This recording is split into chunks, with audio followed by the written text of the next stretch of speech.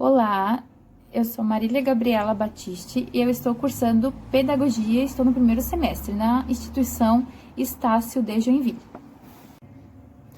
Esse vídeo eu estou fazendo para falar do meu PCC de História da Educação, de como era a educação na Antiguidade até os dias de hoje. Eu fiz várias pesquisas na internet e peguei dois livros aqui também, que falam um pouco da educação e de como era a criança na Antiguidade.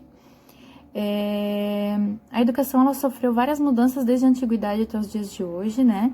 E vários acontecimentos do passado influenciaram na educação nos dias de hoje também. Sempre quando a gente fala de educação, ela não nasceu para as crianças, ela iniciou, na verdade, para os jovens das classes dominantes daquela época. Digamos assim, no Antigo Egito, ou como na Grécia, a maior importância da educação era para formar a tarefa do poder, para os governantes, então, né? Então, acabava que era uma atividade essencialmente política, né?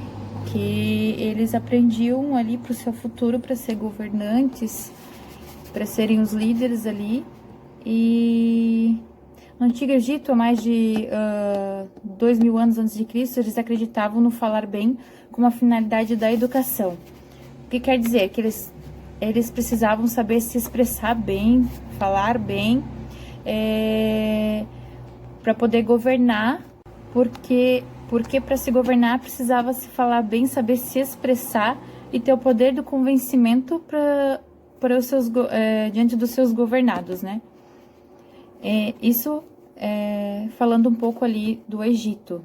Então, no Egito eles acreditavam muito no falar bem como a finalidade da educação. Já na Grécia Antiga, a gente tinha o falar bem e também o fazer bem. O falar bem era a mesma finalidade do Egito. Falar bem para ter o convencimento ali do povo, dos seus governados, né? E daí eles também tinham o fazer bem. O fazer bem era para eles saberem, para aprenderem a guerrear, a lidar com situações de conflito e aprender a arte da guerra.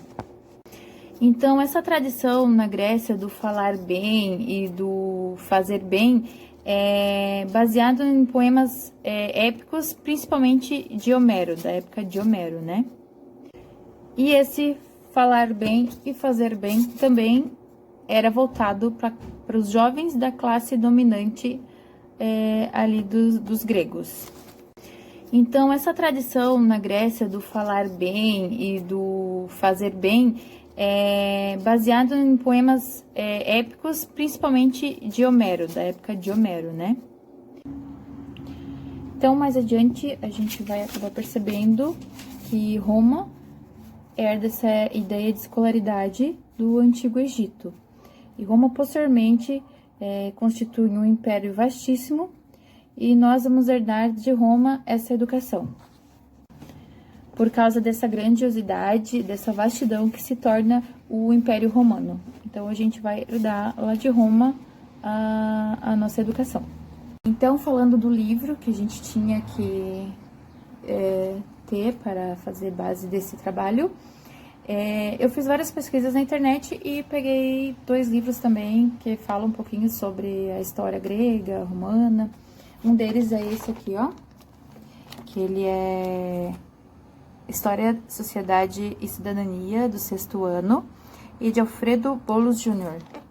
Então, aqui fala sobre Sócrates, Platão, Aristóteles. Para Platão e Aristóteles, a educação não deveria ser uma finalidade prática. A finalidade prática era para eles como se fosse indigna e mercenária. Por quê? Porque os jovens da elite, eles eram preparados para governar. E a finalidade prática seria o trabalho braçal, digamos, os escravos da época. Então, é um aprendizado indigno para esses jovens da classe da elite daquela época. Então, assim, a gente pode dizer que a escola nasce para atender os jovens da classe da elite, né? para eles aprenderem a ser governantes. E só mais depois que a escola vai ser voltada para as crianças, né? E lembrando, falando um pouquinho ali ainda da Grécia, na Grécia Antiga o homem era visto como o centro do universo, então tudo era voltado para o homem, né? A educação era feita em casa, pelos pais, eles não tinham educação na escola, então a educação era feita em casa pelos familiares e o indivíduo era criado e educado para a vida social dele, e ele era visto como o centro do universo. E esse processo de educação que era feito para a vida social dele, ele tem o nome de paideia. Era a ideia de paideia. Então, aqui eu já abordei o tema sobre os gregos, o Egito, Roma. E agora eu vou falar um pouquinho aqui, só uma colocação sobre a Idade Média. Na Idade Média, que era chamada de idade mundo das trevas, eram os padres cristãos que eram os responsáveis pela educação na época. Então a educação era feita mesmo pela igreja.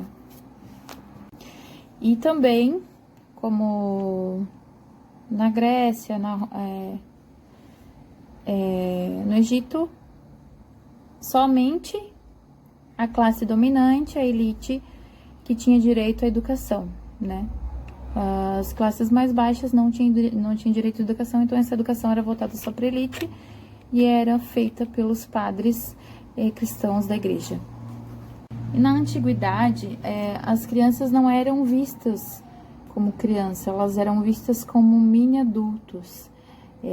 Eu peguei esse livro de história do 2º ano, que chama Mundo Antigo, eu fiz uma marcaçãozinha aqui até, que aqui diz que o reconhecimento dos direitos das crianças no passado era diferente. Nos anos 1920, a lei brasileira estabelecia que a criança poderia começar a trabalhar aos 12 anos. Mesmo assim, muitos donos de fábrica, eles desrespeitavam essa lei e obrigavam as crianças a trabalhar já a partir dos 7 a 8 anos. Então, as crianças não eram vistas como crianças que tinham direito a brincadeiras, a educação, né?